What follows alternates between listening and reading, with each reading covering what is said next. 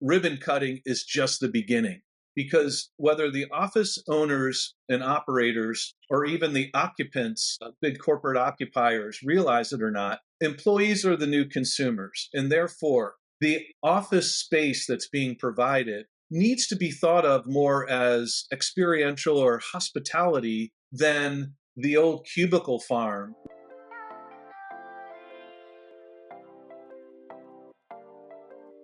Hi, I'm Gordon Lamphere, and welcome to Real Finds, the podcast where we interview key entrepreneurs, activists, and researchers shaping the real estate industry and, as a result, our world.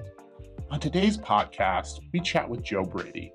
Joe's a commercial real estate veteran with extensive real estate experience in both the office and retail space.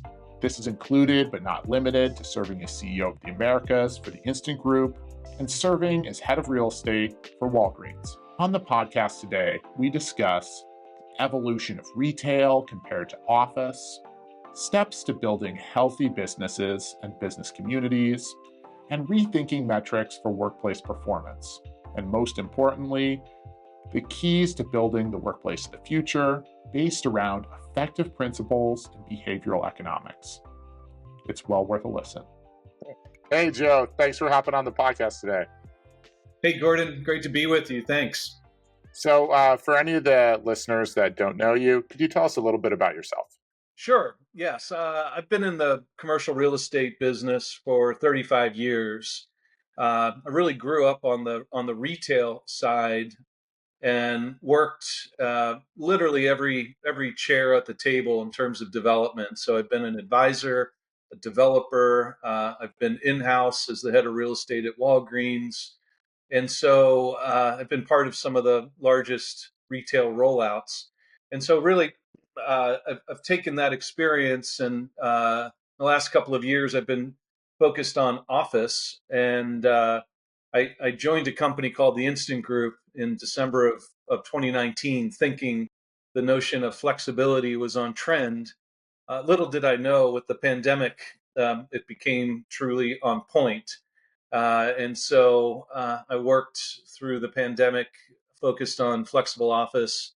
And really, once the pandemic came to an end, it was really clear to me that the office asset class was having a retail asset class moment. And so I felt like I had seen this movie already, and I really was curious about the underlying elements that contributed, and it really gave me the impetus to dive in and do a bunch of research and write a book. So we're going to get back to your book, but what do you think those underlying elements are? Yeah, I think two key elements: accelerating technology and changing consumer behavior. The iPhone, believe it or not, was only released in 2007.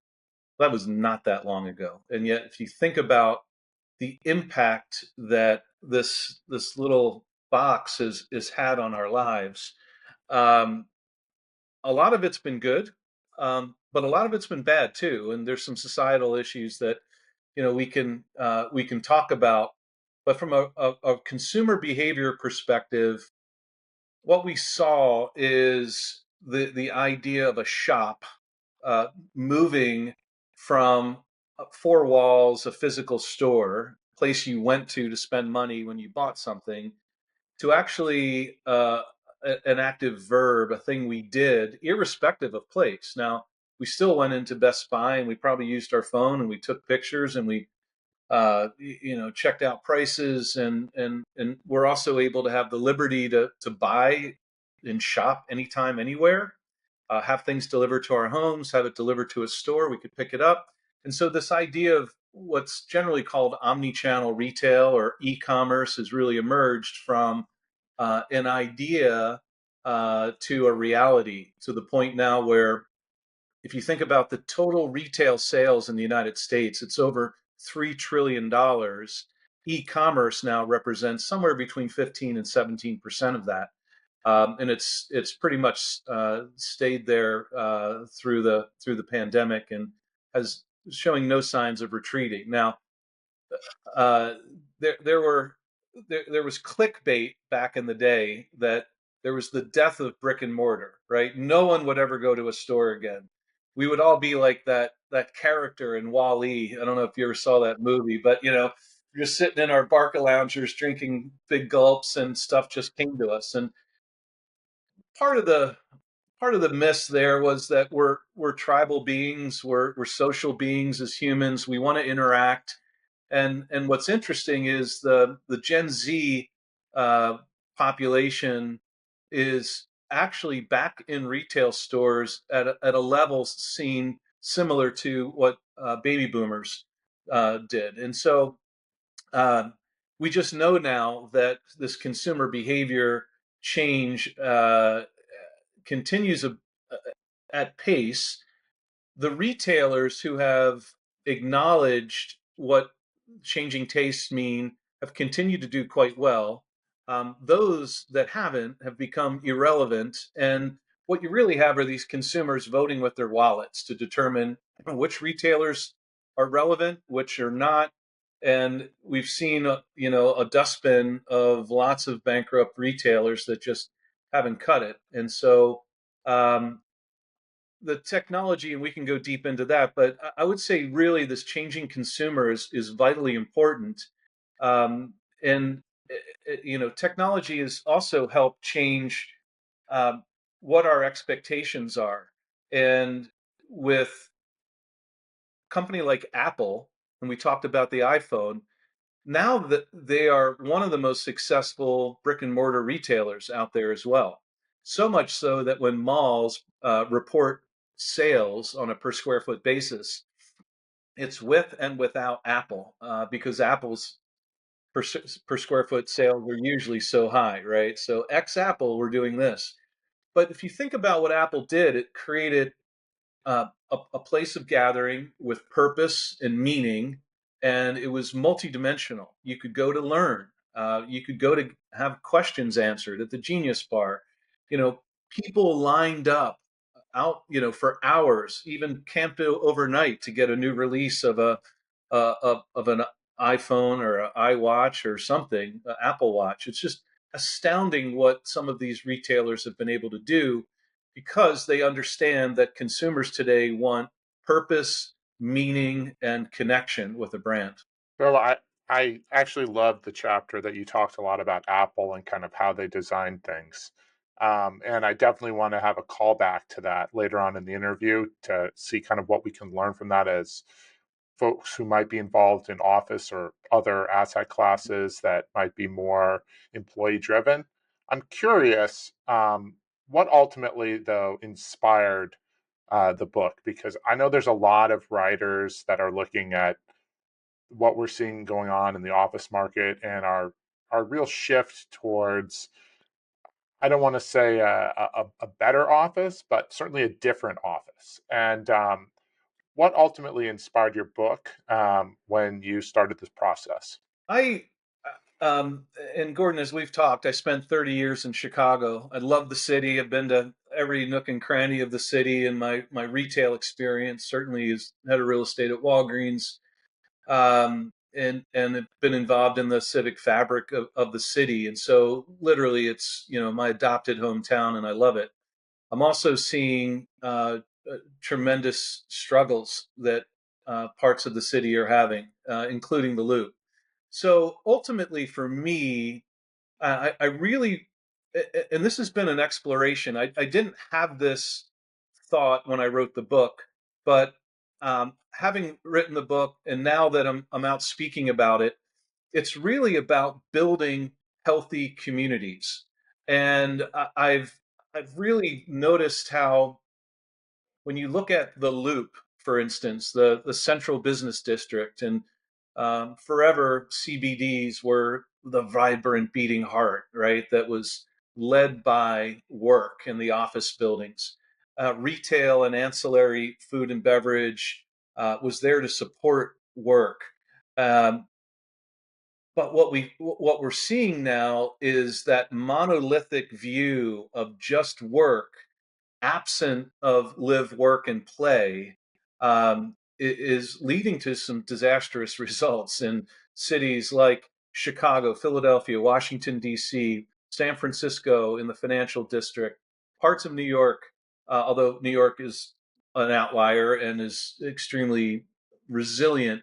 But we're also seeing places like Seattle, LA, downtown LA, Portland, and so forth, where the central business district that has heretofore been reliant on predominantly the work rather than the live, work, play healthy ecosystem is really suffering.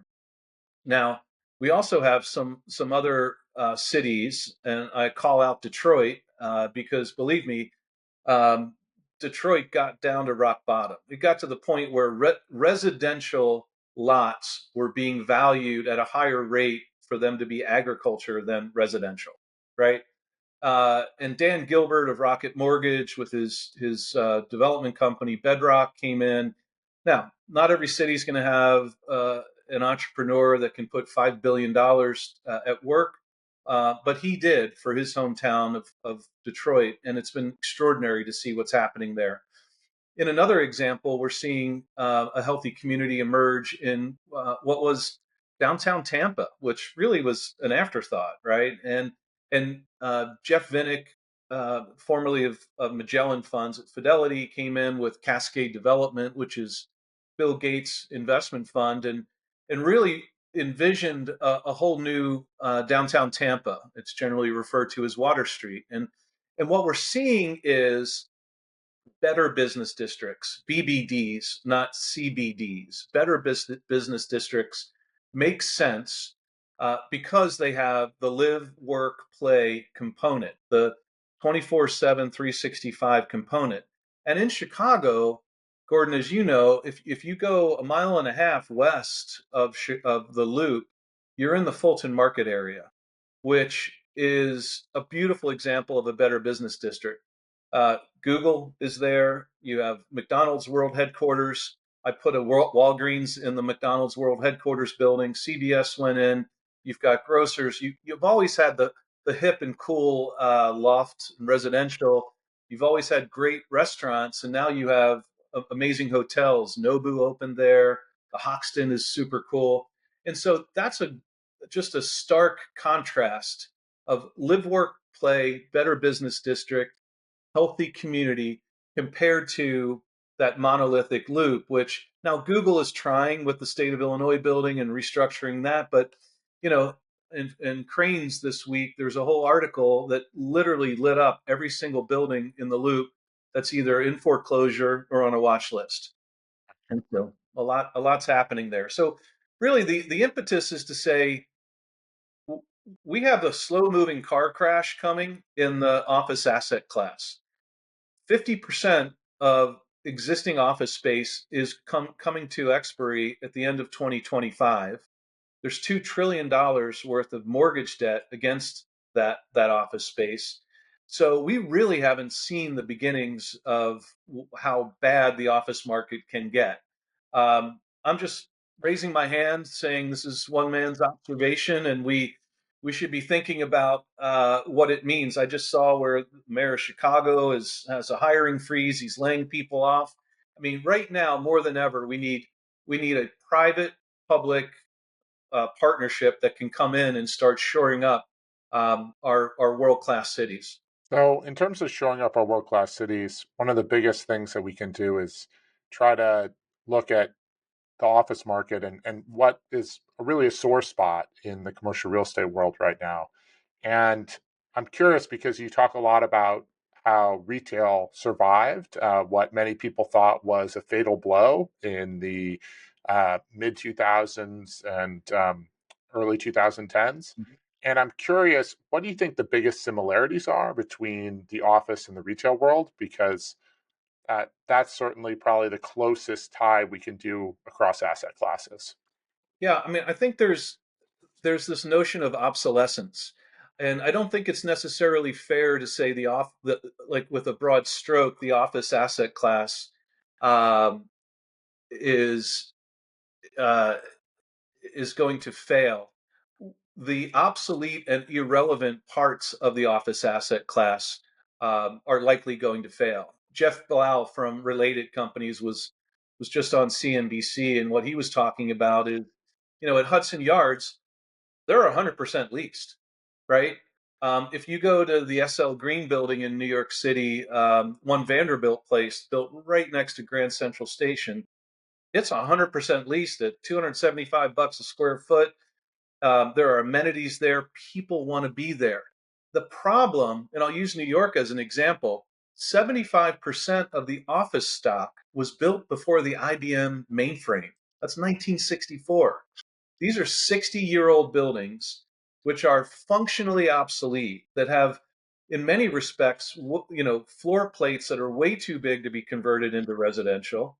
So you can open an urban brewery, you can open a vertical farm, but you're not converting it to residential. And for the most part, you're probably going to have to scrape and rebuild, which, for those that own these buildings, they don't want to hear that. But we already saw this in the retail industry. You mentioned that, Gordon. And in the last 10 years, there's been over 100 million square feet of retail taken out of the supply equation. So you've seen whole malls just completely demolished and replaced with hotels and mixed use developments. You've seen the anchors of some of these malls, think the old Sears boxes or the old J.C. Penney boxes, that have been converted into multifamily. They've been converted into Lifetime Fitness locations. They've been converted into flexible office space. So you've started to see this, this creative destruction happen in retail, and it's been going on for over 10 years.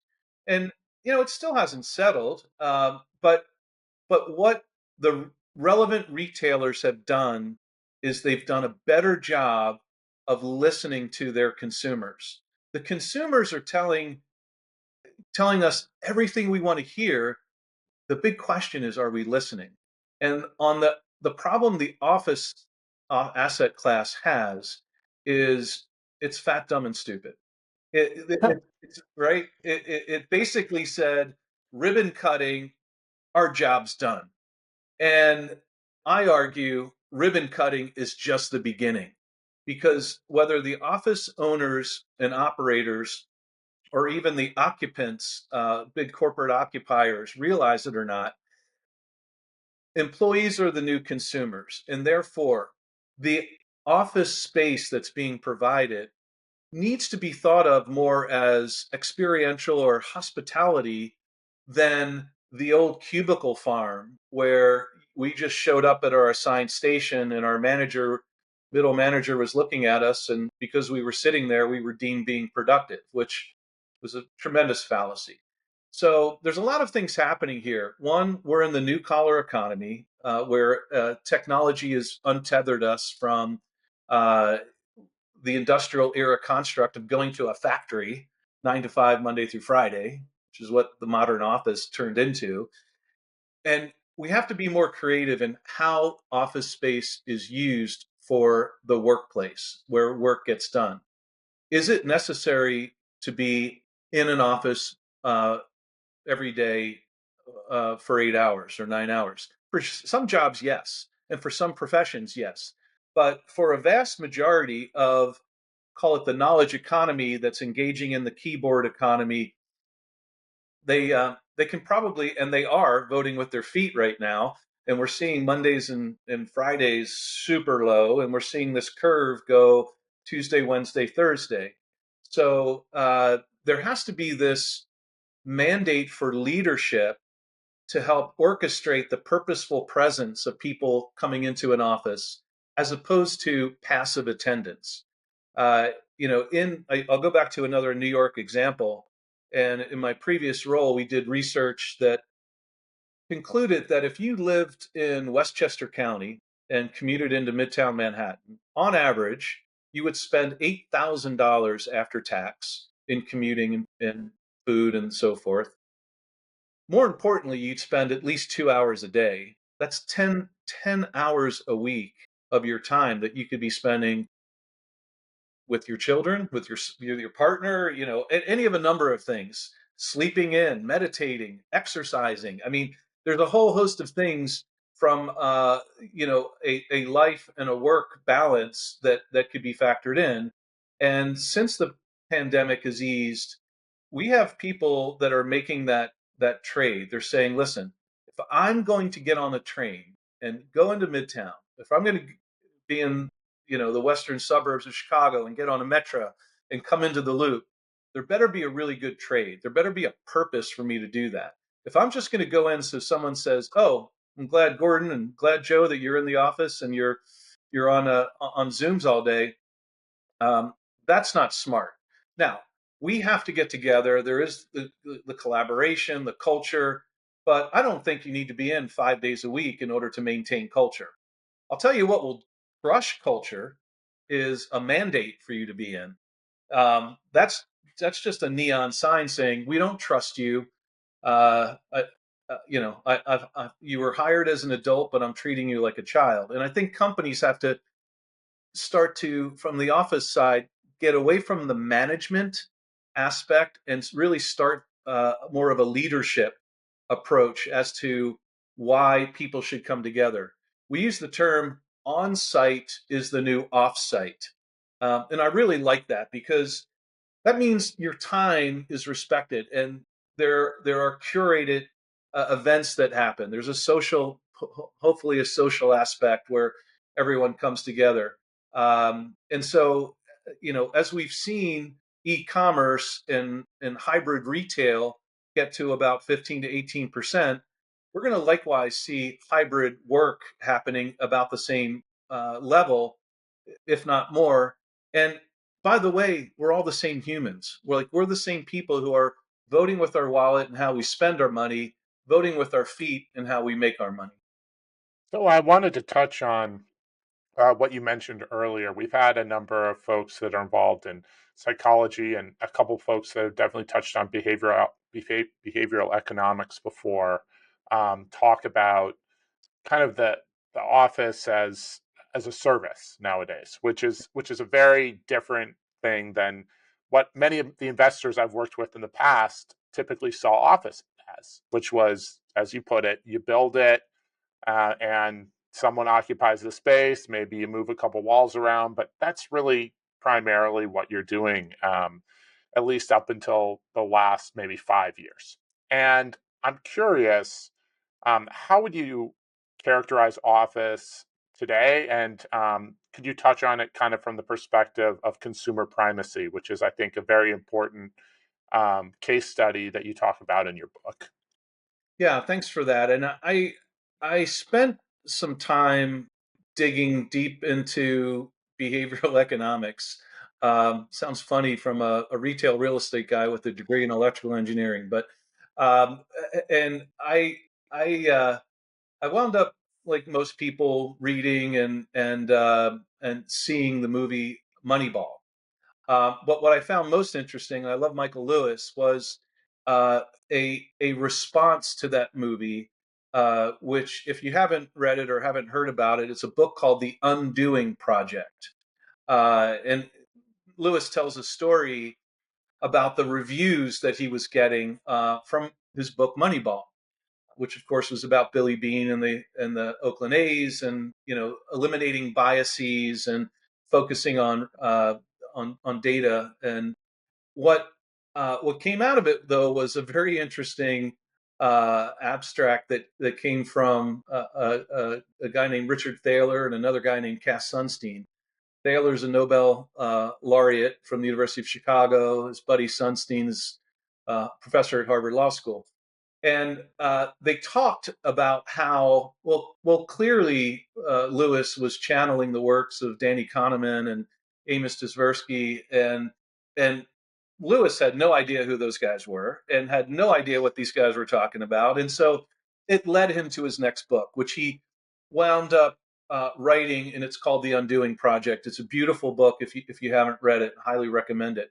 And from there, it started this journey, and to really understand, if we're talking about consumer primacy, then we have to start thinking about behavioral science, and then we have to think about this extension in terms of behavioral economics. And there's a couple of things that have emerged.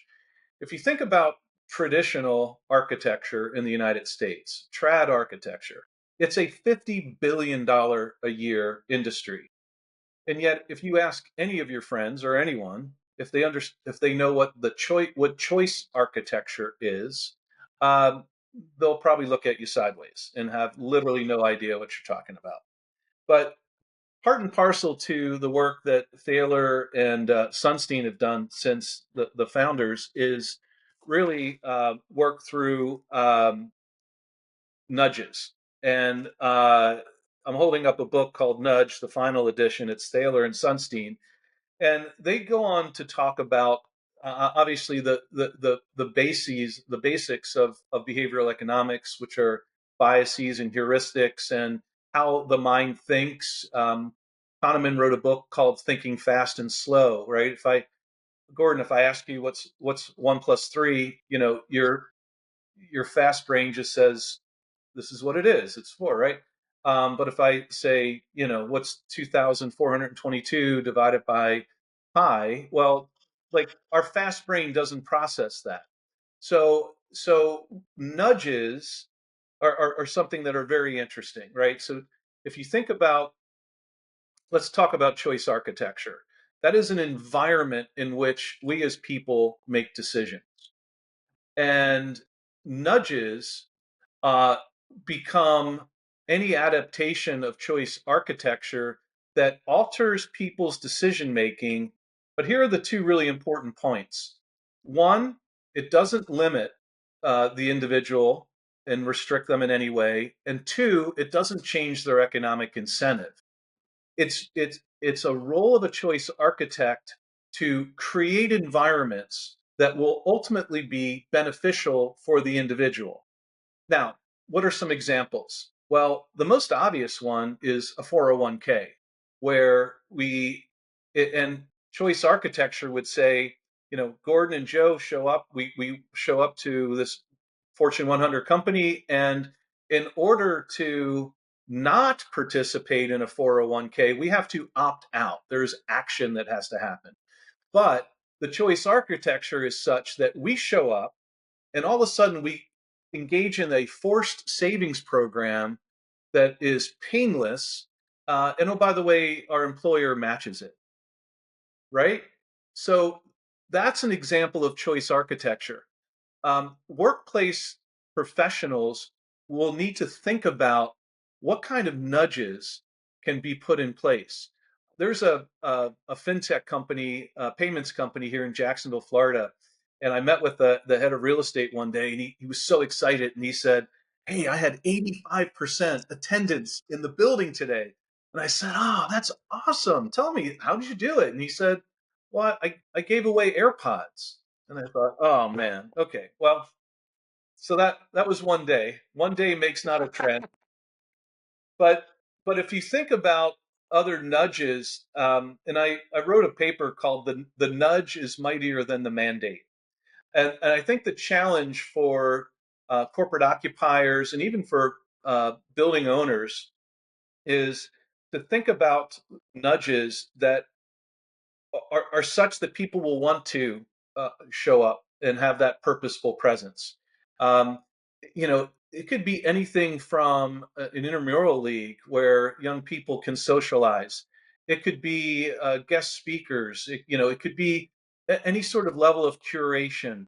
And we go through a lot of different examples of what these nudges are. But I think ultimately, if you subscribe to the construct that we're now engaged, that employees are the new consumers, we have to dig even deeper into what kind of nudges or what kind of environments can we create that will be good for them and good for the company and make everyone happy. And so I think that's a big challenge.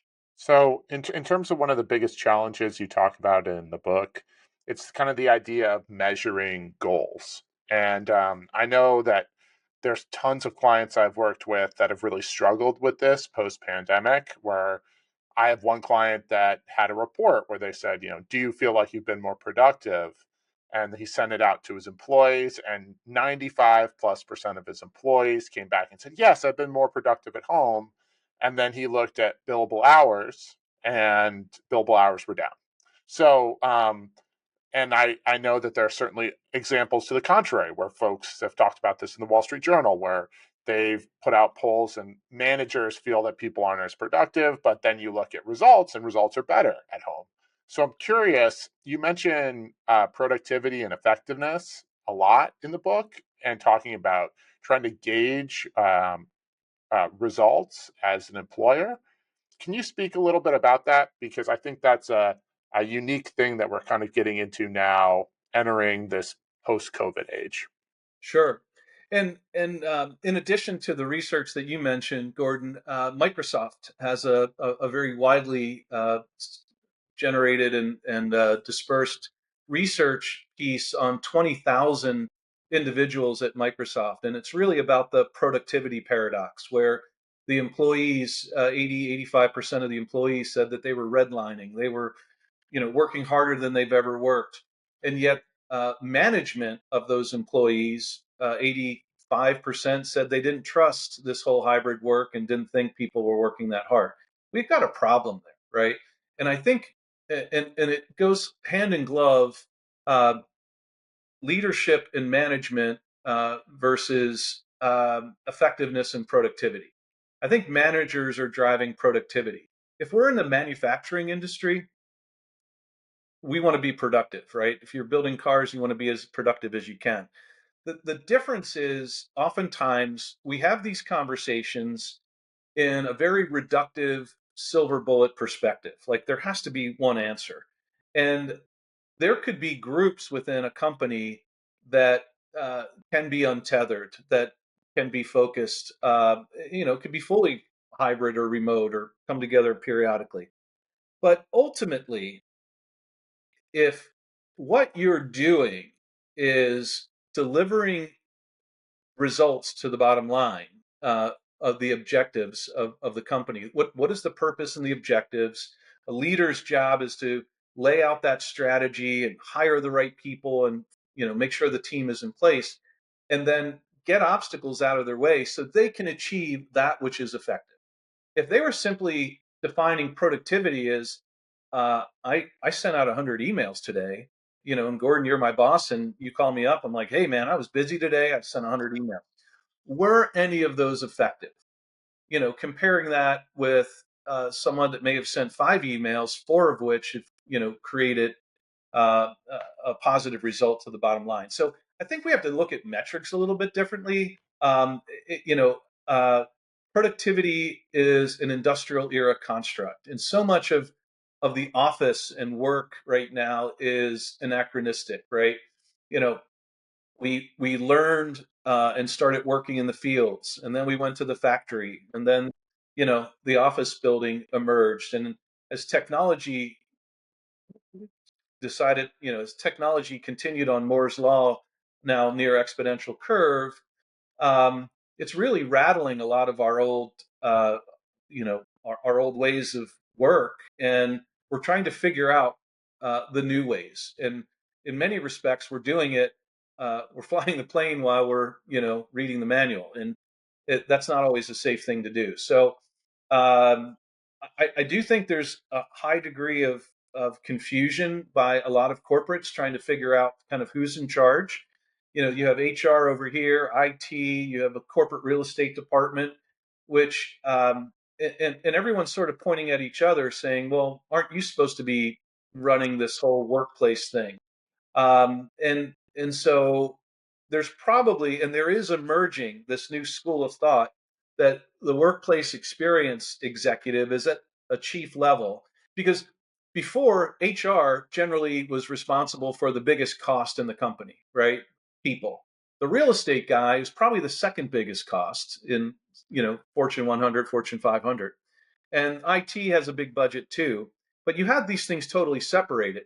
But in a hybrid world, now you have, you have all of that coming together.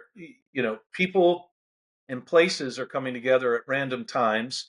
How do you build a healthy ecosystem of places for your most expensive, your costly uh, and valuable element, your people, to actually be as effective as they need to be? And so there's a lot of questions around that. A lot of questions around a hub and a spoke system, and the use of flexible office space to give the consumers, employees, options to go and test out if they like working in a northern suburb or a western suburb. And if you follow their behavior and measure where they're going and how often they're using space, you can get a better insight as to where your different satellite offices could or should be. And but again, the ribbon cutting is just the beginning. It's not the end of the process. And so there has to be this ongoing uh, monitoring and leadership. So I think the hardest thing about the process is the leap of faith that many employers have to take. I know talking with so many of my clients, it, it's been very difficult uh, for many employers to take that absolute leap of faith and kind of change things up. And um, I think one of the parts of the book that I really felt, because as somebody who consults people on a regular basis about what they're going to do with their future, loss aversion and risk aversion is such an important part of the human psyche. And I'm curious if you could kind of address how that's played out in the office world as well as the retail world, and how there's so many individuals that are decision makers who are kind of paralyzed by the fear of making a mistake. Yeah, I mean, it goes to um, the failure culture or lack thereof, right? Where we know that we don't generally get rewarded for trying something and failing, unless you work for a really special company. And the loss aversion is really really powerful, right? I mean, we would rather uh, you know we'd rather if we had $100, we had a chance of winning 50 or losing 100. We're not taking that bet. We're just going to keep the 100, right? I mean, because of the loss aversion, we know that the pain of losing uh, is twice, 2x greater than the gain of winning. And so I think there's a couple of things happening. One, you have employees who are now engaged in loss aversion, where um, they went from pre-pandemic work-life balance to an inversion of life-work balance. And so now you're telling me I'm going to lose that? Yeah, and it's probably even more pronounced given that we're talking about people's families and their lifestyle and so forth. And I think for in many respects there's uh, seemingly loss of power from a manager's perspective. Uh, I call them Dilbert managers in the book, right? It's where's my red stapler? And unfortunately, there's a lot more work that needs to be done by leaders in companies to help make sure that sub leaders, not managers, are guiding their teams. What People don't work for a paycheck; they work for a purpose. They want to be associated with a company that means something.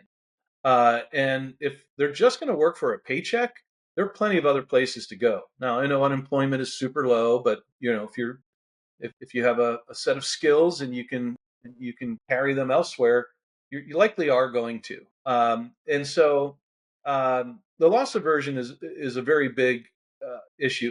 Change management, as you know, Gordon, in your consulting practice, is one of the hardest things ever. Right? I mean, it's just people don't want to change. The I'll give you an example of J.P. Morgan. J.P. Morgan has call centers all over the world. They have a 2 million square foot call center in the Phoenix market, and no one ever thought any of those people could actually work from home. And yet, for about 2 years, they did. The residential internet infrastructure held up. There were no violations of security or no hacks, no nothing. People worked from home. They were happy and they were more productive. We can use that productivity in a call center sense. Uh, which made J.P. Morgan say, maybe we don't need 2 million square feet. Maybe we need 1 million. Maybe we need 500,000. So unless and until there's a shock to the system that almost forces people to pivot, the inertia of what we're experiencing, and again, between office and the retail asset classes, that's $7 trillion in inertia. It's really, really powerful. So we're talking about pretty major forces to try to disrupt that sort of movement, that continuation of movement. But we definitely saw a tectonic shift in the pandemic, and companies are going to continue to have to grapple with how to change, how to keep up. Uh, and by the way, today's the slowest day of change for the rest of our lives, right? I mean, McKinsey is saying that by 2030, which isn't all that far from now, little over 5 years, we'll have at least 5,000 quantum computers up and active. Now, uh, there's a company called Atom Computing that is on the verge of introducing a 1,000 qubit quantum computer, which is 1 billion times more powerful than a classical computer today, right? So if we think NVIDIA is frothy, and this whole thing, uh, and the whole AI boom is something like, wait until quantum happens in 5 years. But if you think about it, if you and I went out and started a company, Gordon, and we were going to go and lease office space, we'd probably be asked to sign a 10-year lease. Yet between now, halfway through our 10-year lease, the whole world's going to change again with quantum computing, right? So it's part of the need to build in agility and resiliency into these asset classes that's vital. So, for building agility for the future, let's get into our final four. Every podcast, we do a final four questions. It's a great way to wrap things up. And I think these will work especially well given the topic.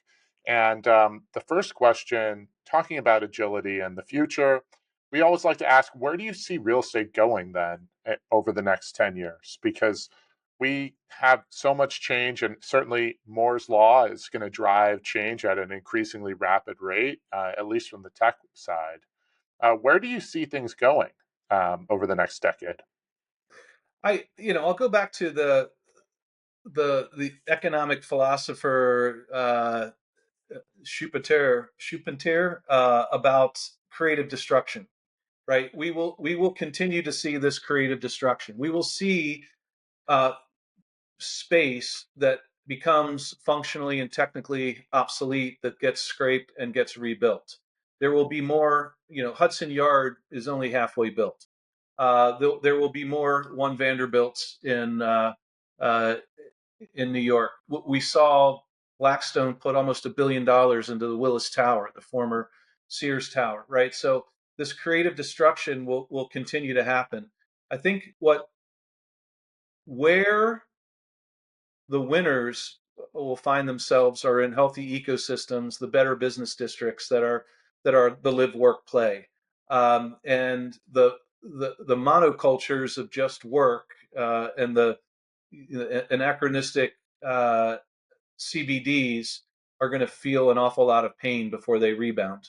And then going and talking about things rebounding, one of the biggest things that we like to do is kind of take a leap back and leap back in our careers. And we have a lot of people that listen on the podcast. Probably about a quarter of them are brokers and real estate professionals that are probably under 30. And so one of the things we like to do is take that jump back and say, when you were starting out in the industry, if you could have given yourself 1 minute of advice, what would it have been? I would have told myself to be more brave and reach out to more people. What I find now in this part of my career, that I interact, I speak an awful lot, and go to student groups, and I'm on the board at the University of Florida's real estate program, and I'm I'm amazed at how many people don't take advantage of the opportunity to come up and talk to an old silverback about the industry, and get advice. And the ones that do, and who are prepared, stand out mightily. It's almost like receiving a handwritten thank you note, where that, wow, that stands out now, doesn't it? And in a sense, even if you're only supposed to be in an office 3 days a week, if you do show up 5 days a week, and we know in the real estate business, this is a pro tip for our young colleagues, stuff always happens on a Friday afternoon, right? So being there and being able to catch something becomes an outlier and gives you a competitive edge. So that's the first thing though would be to have more courage and gumption to go out and meet people and ask as many questions as possible and try to learn as much as I could. That's a phenomenal answer. But we do have two more questions. And one of my favorite questions that we like to ask is about the whole idea of books. And I know you wrote a book, and we would highly recommend that. And we're going to put a link to that book in uh, the comments under this podcast. But besides your book, what's a book that if someone's interested in real estate or office or the future of work, that someone should reach out and pick up a copy of?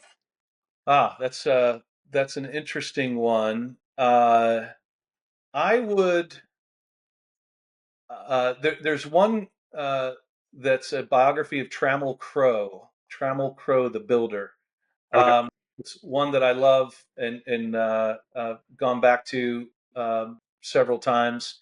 Um, it's real easy to look at a developer, visionary, couple of decades in, and say, he kind of made it look easy. But um, this book really talked about the slings and arrows of how difficult the business can be sometimes. And so I find it helpful for myself and for recommending to young people to really understand this is hard and you're going to have some really bad days and you need to be resilient and you need to know that you can control only that which is controllable. And there's an awful lot that's uncontrollable. So, I think there's a lot of life lessons learned in that.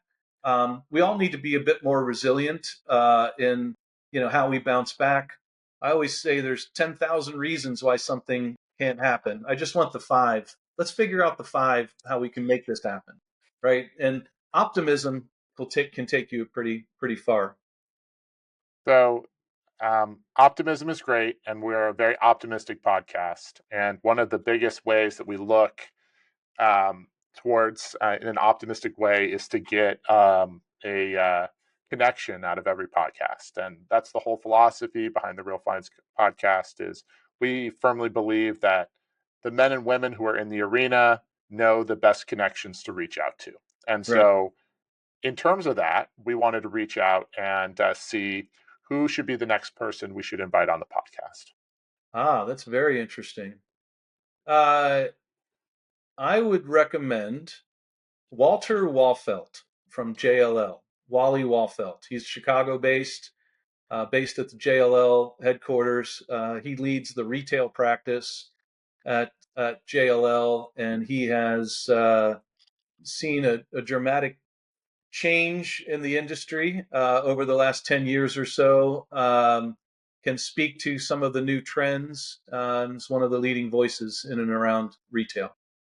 Well, we might even get to have him in the podcast studio as a Chicago-based individual, and so we'll reach out to him. But Excellent. before we go, we have one final question for you.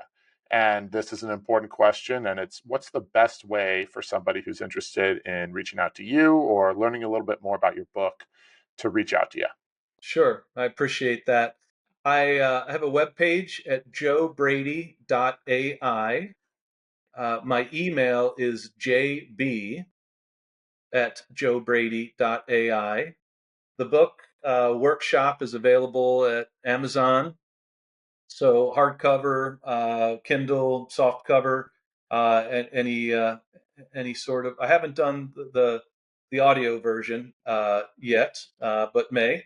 And I stop by the website and check it out. So I have articles I've written and presentations. I just got back from Latin America. I was in Chile and in Santiago and Lima at WorkTech speaking on this subject, and we'll have some excerpts there as well. So joebrady.ai. Joe is a great read, and thank you very much for hopping on the podcast today. Thanks a lot. Gordon, thank you. Thanks again to Joe for coming on the podcast. If you enjoyed the podcast, please give us a like, a share, and especially a review. Reviews truly matter and help us continue to get quality guests. You can find us on YouTube, Apple Podcasts, and Spotify, or wherever you get your podcasts. I'm Gordon Lamphere with the Real Finds Podcast. Thank you for listening.